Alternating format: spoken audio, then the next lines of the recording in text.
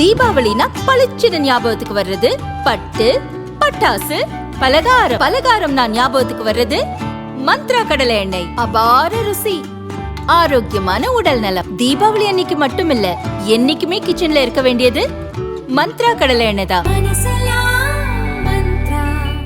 Welcome to Ratna Fan House Sparkling New Year Sale. December 31 முதல் ஜனவரி 4 வரை 5 நாட்களுக்கு மட்டுமே. Sparkling New Year Sale. Ratna fan house, Rajabathar street, T Nagar. வணக்கம். செய்தி சுருக்கம். பிரதமர் மோடி புத்தாண்டு வாழ்த்து. 2026 ஆங்கில புத்தாண்டை முன்னிட்டு நாட்டு மக்களுக்கு பிரதமர் மோடி வாழ்த்து தெரிவித்துள்ளார். அனைவருக்கும் ஒரு அற்புதமான 2026ஆம் ஆண்டு அமைய வாழ்த்துகிறேன். நாட்டு மக்கள் அனைவரும் நல்ல உடல் ஆரோக்கியத்துடன் வளமாக வாழ வாழ்த்துகள். உங்கள் முயற்சிகளில் வெற்றியும் நீங்கள் செய்யும் அனைத்து காரியங்களிலும் பலன் கிடைக்கட்டும். சமூகத்தில் அமைதி மற்றும் மகிழ்ச்சி நிலவ பிரார்த்தனை செய்கிறேன் என பிரதமர் மோடி கூறியுள்ளார்.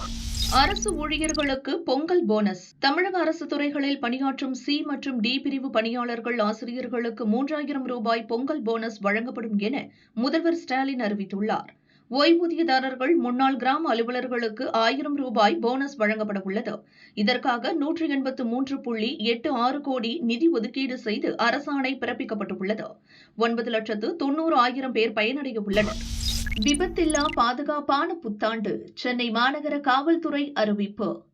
சென்னை மெரினா கடற்கரையில் ஒவ்வொரு ஆண்டும் டிசம்பர் 31ஆம் தேதி இரவு மக்கள் உற்சாகம் கரைபுரண்டு ஓடும். அதேபோல இந்த ஆண்டும் போலீஸ் டிஜிபி அலுவலகம் எதிரே உள்ள மணிகூண்டின் கடிகார முள் 12 மணியை தொட்டவுடன் ஹாப்பி நியூ இயர் என்று வாழ்த்து கோஷங்களை எழுப்பியும் கேக் வெட்டியும் மக்கள் மகிழ்ச்சி ஆரவாரத்துடன் புத்தாண்டை வரவேற்றனர். புத்தாண்டு கொண்டாட்டங்களில் அசம்பாவித சம்பவங்கள் ஏற்படாத வகையில் தமிழகம் முழுவதும் 1,00,000 போலீசார் பாதுகாப்பு பணியில் ஈடுபடுத்தப்பட்டனர்.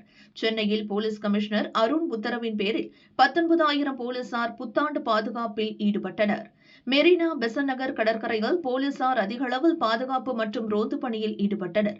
ட்ரோன் கேமராக்கள் மூலமாகவும் மக்கள் கூட்டத்தை கண்காணித்தனர்.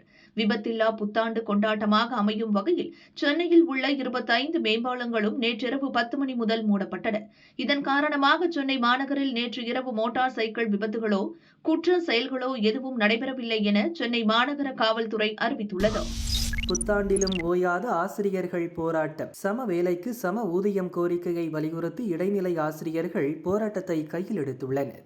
சென்னையில் 7வது நாளாக இன்று புத்தாண்டு தினத்திலும் சென்னை எழும்பூரில் இடைநிலை பதிவு மூப்பு ஆசிரியர்கள் போராட்டம் நடத்தி வருகின்றனர். அனுமதியின்றி போராட்டம் நடத்தியதாக இதுவரை 1385 ஆசிரியர்கள் மீது வழக்கு பதிவாகியுள்ளது. சார், களத்துக்கு களத்தில் பணியாற்றுறவங்க எங்களுக்கு தான் தெரியும் யாருக்கு யார் போட்டி என்பது. மக்கள் தான் எஜமானருக்கு. இது சினிமா வசனம் இல்லை. அவர் அப்படி சொன்னாரான்னு எனக்கு தெரியாது. நீங்கள் கேட்குறீங்க, நீங்கள் பாட்டு ஊடகங்கள் ஏதாச்சும் ஒரு கேள்வியை போட்டுட்டு அப்புறம் செல்லூர் ராஜு ஏதாச்சும் சொன்னார், விஜயை சாடினார். ஏப்பா, முதல் ஆண்டில் தொடக்கத்தில் எல்லாரும் மகிழ்ச்சியாக இருக்கணும்னு வேண்டிட்டு வந்திருக்கோம்.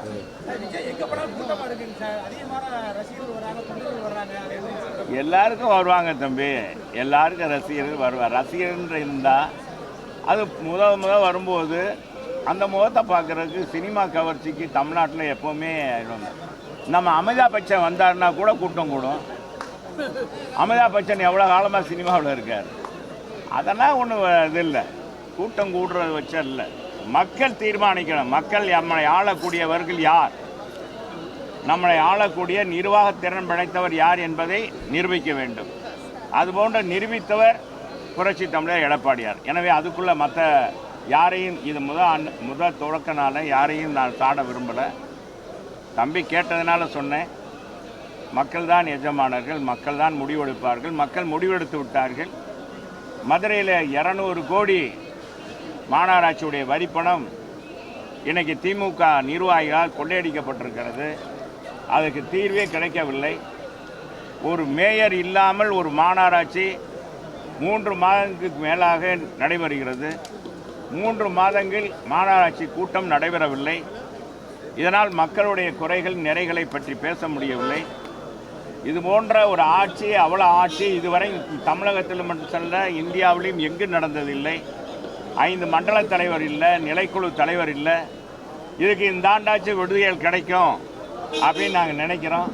இல்லைன்னா அவர் மாநகராட்சி அவங்க சட்டமன்ற அவங்க மாமன்ற உறுப்பினர்கள்லாம் அவர் ராஜினாமா செய்ய சொல்லிடலாம். திமுக தலைவர் மாண்புமிகு முதலமைச்சர், ஏன்னா யாருமே சரியில்லைன்றதுனால தானே அவர் தேர்ந்தெடுக்கலை. இல்லைன்னா தேர்ந்தெடுத்திருப்பார். எல்லா 69 மாமன்ற உறுப்பினர் இருக்காங்க, யாரையும் ஒரு ஆளை கூட தேர்ந்தெடுக்க முடியல. ஒரு மேயரை தேர்ந்தெடுக்க முடியல, 5 மண்டல தலைவரை தேர்ந்தெடுக்க முடியல, நிலைக்குழு தலைவரை தேர்ந்தெடுக்க முடியல. இங்கே இருக்கிற நான் தாண்டா வீரன் அப்படின்னு இங்கே இருக்கிற 2 அமைச்சர்கள் பேசுகிறாங்க. எனவே இந்த ஆட்சி நம்ம 23ஆம் புலிகேசி ஆட்சியை போல தான் இருக்கிறது என்பதை தெரிவிக்கிறேன். தங்கம் விலை இன்றும் லட்சத்துக்கு கீழேதான். சர்வதேச சந்தை நிலவரம் காரணமாக தங்கம் விலை ஏற்றம் இறக்கமாக உள்ளது. சென்ற மாத துவக்கத்தில் இருந்து ராக்கெட் வேகத்தில் ஏறிய தங்கம் விலை மாத இறுதியில் இறங்கியது. நேற்று முன்தினம் சவரனுக்கு 3360 ரூபாய் சரிந்தது. நேற்று சவரனுக்கு 960, கிராமுக்கு 120 குறைந்து கிராம் 12480க்கும் சவரன் 99,840க்கும் விற்கப்பட்டது. இன்று புத்தாண்டன்று சவரனுக்கு 320 குறைந்து ஒரு சவரன் 99,520 ரூபாய்க்கும் கிராமுக்கு 40 ரூபாய் குறைந்து ஒரு கிராம் 12,440க்கும் விற்கப்படுகிறது. வெள்ளி கிராமுக்கு 1 ரூபாய் குறைந்து 256க்கு விற்கிறது. விலை உயர்ந்தது வணிக கேஸ் சிலிண்டர். சர்வதேச சந்தையில் நிலவும் கச்சா எண்ணெய் விலைக்கு ஏற்ப மாதந்தோறும் முதல் நாளன்று சமையல் கேஸ் சிலிண்டர் விலையில் மாற்றம் ஏற்படும். அந்த வகையில் இன்று வணிக பயன்பாட்டுக்கான சமையல் கேஸ் சிலிண்டர் விலை 110 ரூபாய் அதிகரித்து 1849 ரூபாய் 50 காசுக்கு விற்பனை செய்யப்படுகிறது. டிசம்பரில் 10 ரூபாய் குறைந்தது. இன்று புத்தாண்டின் முதல் நாளில் விலை உயர்ந்திருக்கிறது. வீட்டு சிலிண்டர் 868 ரூபாய் 50 காசுக்கு விற்கப்படுகிறது. அதன் விலையில் மாற்றமில்லை.